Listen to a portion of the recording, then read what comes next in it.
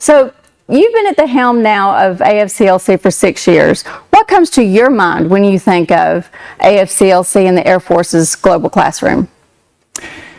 Lori, you might think this is a little bit silly, but one of the first things that comes to mind is something that I don't have to do nearly as much as I did 6 years ago, and answer this question: who are you people?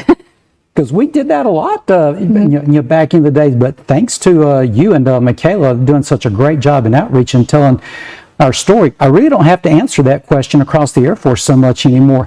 But there's some other mission-related reasons that I think help give you a story to tell. First, let's take a look at LEAP. 6 years ago, LEAP was less than half the size that it is today, and at nearly 3,600 scholars in LEAP, today. And as they are called for utilization around the Air Force, many people get to see the return on investment, from the program. And at just under 3,600, that's over 1% of our active duty end strength of 320,000 people. So in terms of reach, every randomly selected group of 100 airmen, you're going to find a LEAP scholar, and that puts us in contact with a lot of folks. Something else that I think helps to give you a story to tell is how far we've come with being a culture center. One of the attributes of our LEAP learning model is career spanning, and taking that career spanning aspect and pulling that into our region and culture offerings, I think has really helped us a lot in the methodology of producing our content, and also developing accessible, relevant, modern ways of delivering it, like through our app. Now, it's a powerful tool for readiness in the world that we operate in today that moves at such an incredible speed. And lastly, I think we've come a long way in gaining operational relevance around the Air Force because of our really tight connection to strategy. The national security strategy, the national defense strategy, both talk about integrated deterrence as our strategy for countering malign influence from near peer competitors and others around the world. And there's no pathway to doing that without culture and language. And within the Air Force, our own operating concept of the present and the future, Agile Combat Employment, or ACE, what's called for in integration out there. There's no doubt that language and culture are the essential enablers of ACE going forward. So those are kind of the things that I think about of our journey of the last 6 years, and why we're poised for a very bright future in the next 6. So for LEAP scholars, training is definitely an investment in their future, using both their careers for their language and their culture trainings. So how do you see the language, regional expertise, and culture education as that ACE enabler? Okay, thank you for jumping right into to that. It's a subject I'm really passionate about. Agile Combat Employment. I think there's 4 key areas where all of our content, but LEAP in particular, plays a vital role. The first is that the strategy itself hinges on host nation integration of host nation assets. There's no path to being able to do that without culture and language, because as we move away from what we used to call main operating bases, which in ACE doctrine are called enduring locations now, and move forward to project power from contingency locations, used to be forward operating bases. All those locations are in sovereign nations. It's home to someone. Folks live there. They have a culture. They have a language. And if we're truly going to integrate, where it's not just 2 discrete groups working on tasks, but we don't get the synergies that help to produce, tempo, we'll never get to the point of, many hands working as one. And culture and language helps knock away the barriers to connection and communication so that we can truly integrate.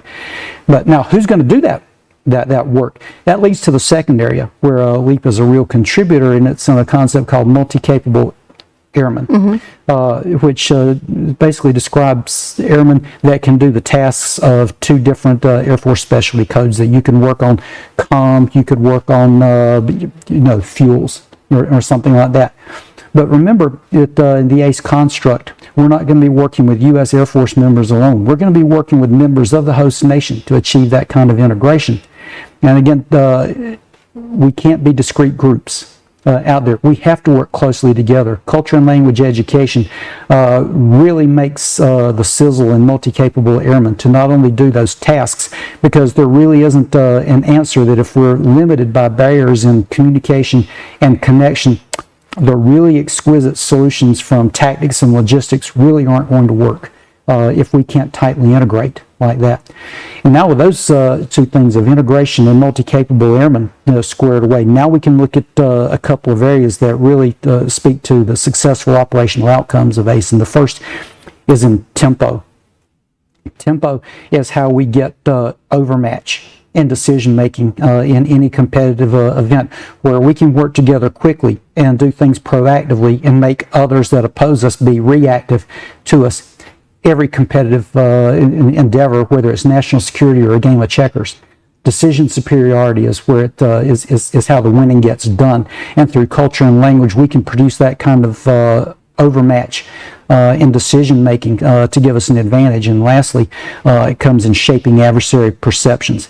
If we're able to work together with friends, it's something that our peer competitors really don't have a lot of, and it's how we achieve mass and tip the game of numbers into our favor a little bit more by having friends, not just friends, but friends that we can work with really, really effectively as one seamless team.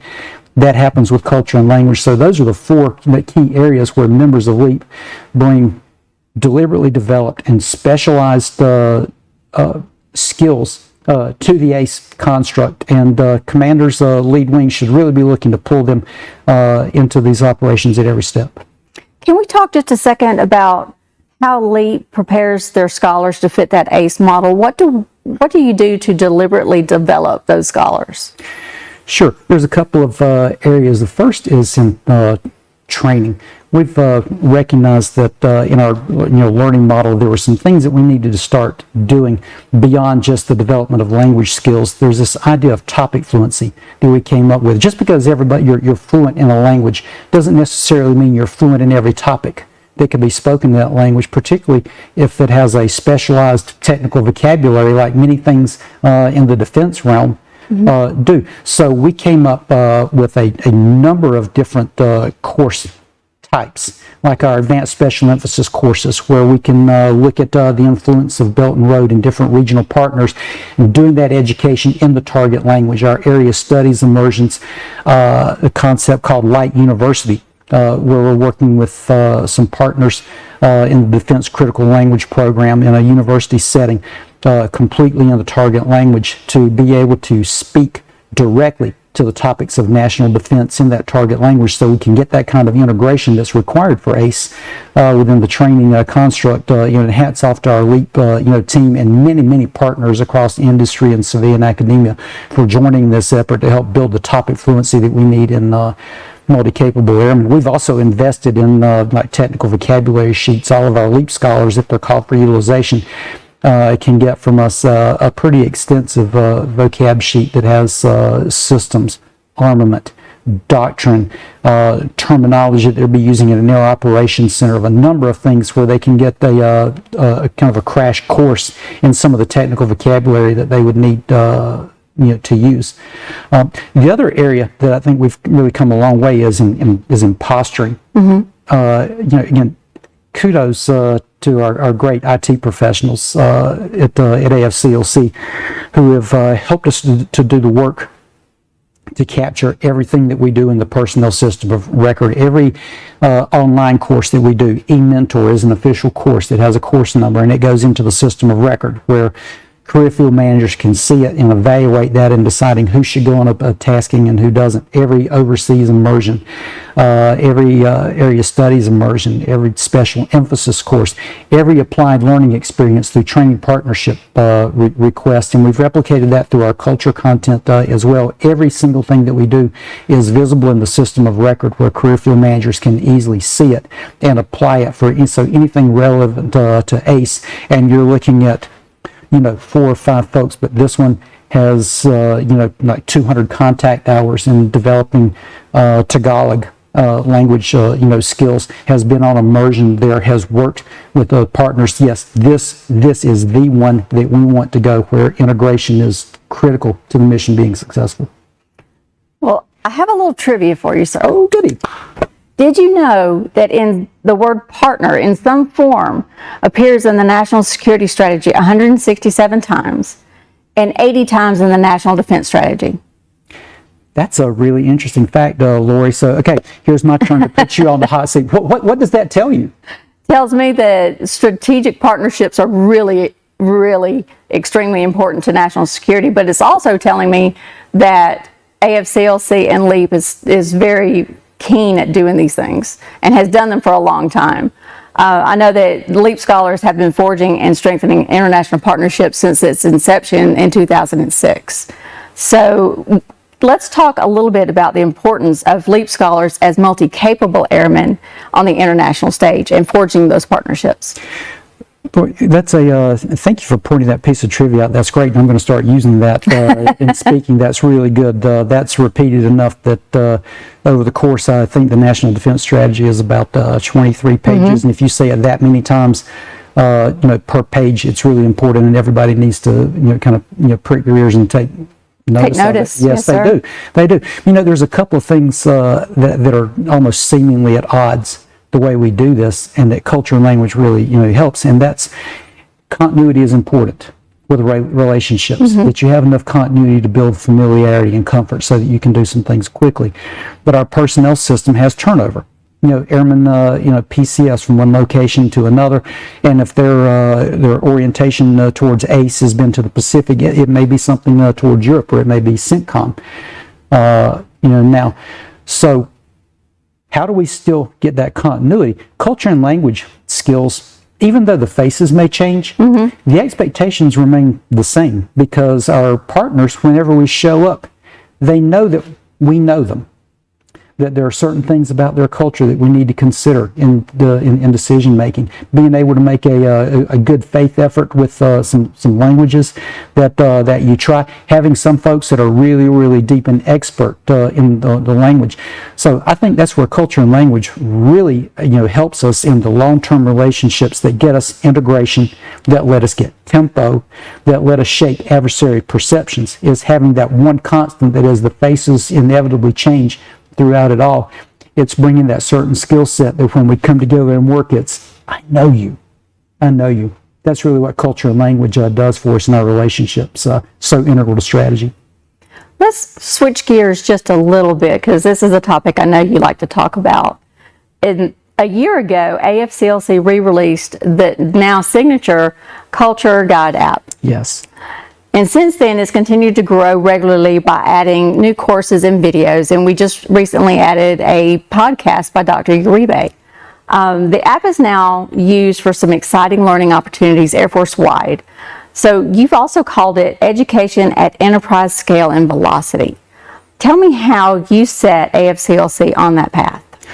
Sure. A little bit of a backstory is we were really grappling with how to move out smartly to meet the intent of at that time General Brown's action orders of Alpha and Charlie, and developing cultural competence of being able to address culture and language as a matter of competition and accelerate and do it quickly. We saw some challenges along the way.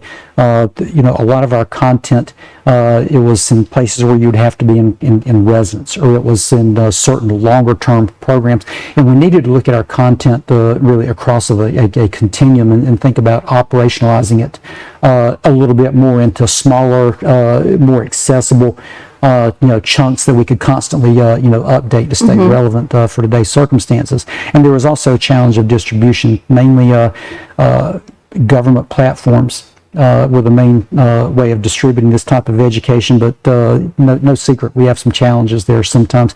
Every airman doesn't work at a desk all day long where they've got a workstation relevant. They're on the flight lines, they're on the gates, they're doing a number of things where just having a workstation to get education delivered that way isn't really an option. And for the total force, traditional guardsmen and reservists, on their drill weekends, a limited number of workspace in getting some of these things done. So we had to figure out, we thought, a way not only to master, how we package our own content, but come up with a distribution system. And the answer was an app.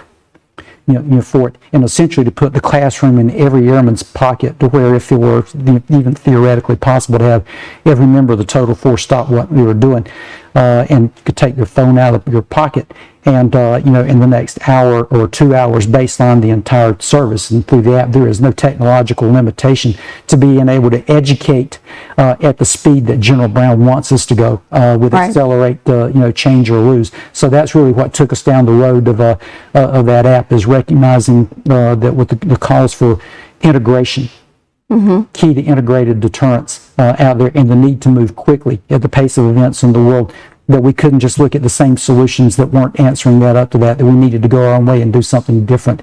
And the app and putting the global classroom in every airman's pocket was our pathway. Are there any mission partners now that are using the app? Oh, thank you so much for asking that. Yes.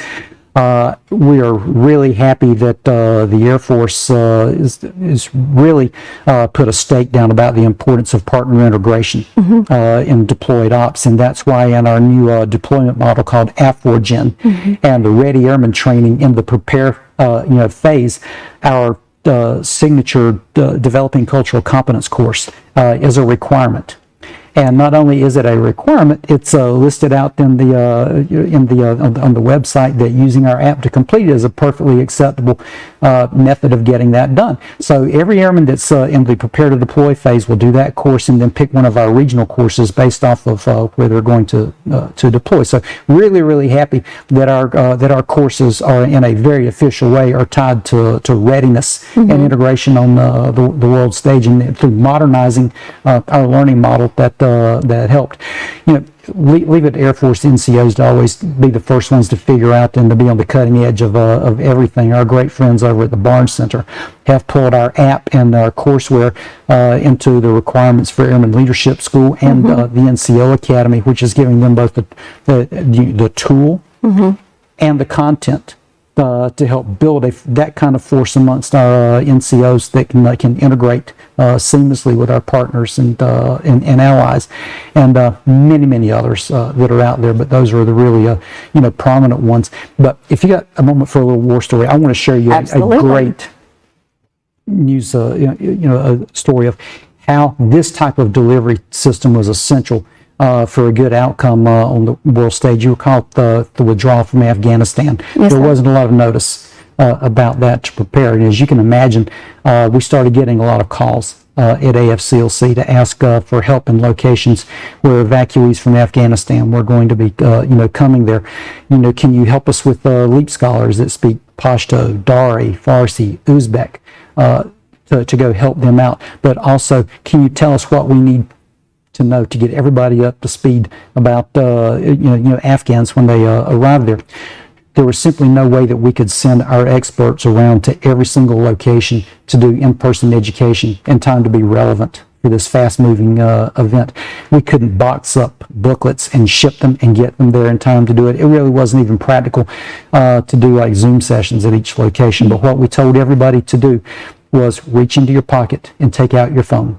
If you haven't put the AFCLC app on your phone yet, first of all, shame on you. Now get it done. And when you do, open up the Afghanistan field guide and go straight to the sections. And our field guides are organized around our 12 domains of culture teaching model. Go straight to the domains of family and kinship. Understand how important it is to keep family units together when they get off the transports. Food, health, and sustenance. So you have some sense of what what to have to help feed the evacuees when they arrive and not, and gender roles. To understand that within that family unit, who you should address as a male, who you should have women to address and speak to going forward out there.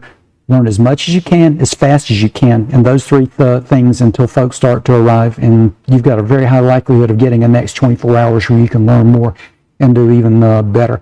Without a modernized system of learning and a platform built for the times and the speed the world operates in, that story doesn't happen. And to our knowledge, we haven't found a single story of some significant adverse event that stemmed from culture and language, because the relevant information was accessible at the time of need. Same thing in Ukraine, in many locations around that, it was similarly put to use. I don't recall hearing any bad news coming out of that. No, if there were, we probably would have heard it. Probably would have heard Yes. it. So I was wanting to know if you had any sneak peeks for us, for our audience today. Last time we talked, you had a few. All right, you can take me out of the hammerlock now and not twist my arm so hard to spill the beans. Okay, Lori, since you're doing the asking, and for this group, there's always something cooking in the AFCLC kitchen. One of the things that we're working on that will begin in the February is another course developed specifically for ACE. This time in partnership with our great friends down at Hurlburt at the Air Force Special Operations School. They have a great course that they teach, and we approached them about how we could take that basic course and do some modifications with it, and then add on modules to where you could go out and not only learn that content in the target language, but also get out some practical experience, role players and others, where you could go out and repeat a lot of the tasks that you would be doing, going out into a contingency location under the ACE construct. Our first pilot project is going to begin the last week of February. Oh, nice. And it's going to be a cohort of members of the Language Enabled Airmen Program who speak Thai, a very important partner in Indo-PACOM. So we're really looking forward to that one rolling out, and if it works well, there will be many other languages and oriented to various AORs that will become huge shout out to our great friends at the Air Force Special Operations School and the DLI detachment there for working on building this CONOP with us. It's a great partnership story, and we're looking forward to unveiling it. One of the things we're working hard on from an IT perspective is getting our leader platform, and for the folks that aren't familiar, it's our training management platform that's the central nervous system of the Language Enabled Airmen Program, is getting that migrated into a cloud hosting solution, which will allow us to integrate seamlessly with a lot of other data platforms, from our own personnel, system to perhaps the personnel systems of, other services and organizations that will allow us to partner effectively, because we can manage the tasks, get the data that comes along with it, so that you can collect the return on investment. One of the things that's probably my biggest project of the year is developing an enterprise roadmap for how we educate the entire force with the requisite language and culture skills from the point of entry up through the most senior levels for integrated deterrence to work. This is something that has to be built into the airman's DNA from the very beginning, is the idea of working with our partners and allies. So we're working on the construct right now of what do you need at the familiarization level, at the doer level, at the next level, now that you become a supervisor. How do you lead folks and teach that employment? And then at the commander, superintendent, level, and then on up to our command senior enlisted leaders, chief master sergeants and general officers. What do we need to them? And then how we do the delivery from distributed to infusion into PME, in residence, courses, other very highly tailored things. Right now we're doing the assessment of, how much of that do we have done already? Where are the gaps? We're hoping to have that unveiled at some point in the summer, and start talking with how we go about instituting that and making it official as a part of force development out there. We can't treat partner interoperability integration as an assumption. It doesn't just happen.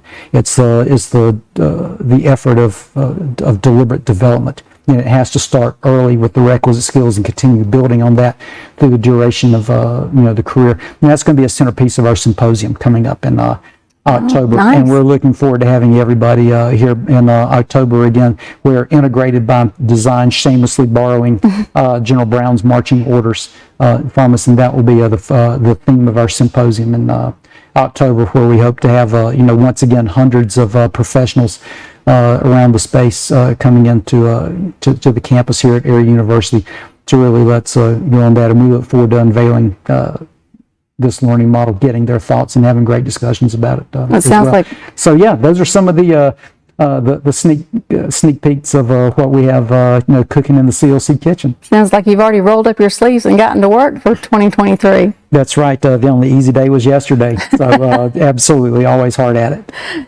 Before we close, because I know you're anxious to get back to the center and get started on all these great things, do you have any final thoughts that you'd like to leave everyone with?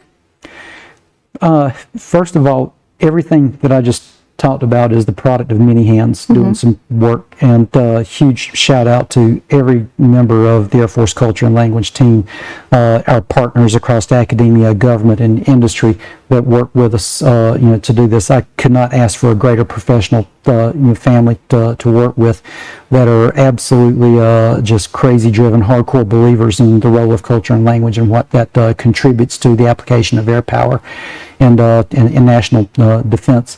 For folks, I think there's 3 guiding truths about language and culture that I think we need to all keep in focus. And one of those, it's integrated by design. It begins with people, and that's the product of deliberate development. That language and culture are essential to the readiness of a CONUS-based expeditionary force with a global mission. And lastly, there is no any in air power anywhere without language and culture skills that will facilitate working effectively with our partners and allies. Those are 3 simple truths about language and culture that certainly guide our efforts, and we think they're seated in strategy very well, and certainly will be guiding us as we answer the mail for General Brown in terms of helping to educate a force that can integrate, that is a high level of readiness to operate under the ACE construct, and certainly in modernizing our methods of learning and education delivery to be fit for the times. Wow, you've already got the year planned out. Can't wait to see what you have waiting for next year. Let's get busy. You'll have to come back and let us know then. I'll look forward to it. That would be awesome. So with that, I'd like to say special thanks to our host this month, Mr. Les Fineoff and his staff here at AUTV and AUPA. And I'd also like to thank my outreach partner, Ms. Michaela McCurry, who's behind the scenes today, and especially those of you who joined us for this episode of the Air Force's Global Classroom, as well as Mr. Howard Ward. And remember, we are AFCLC.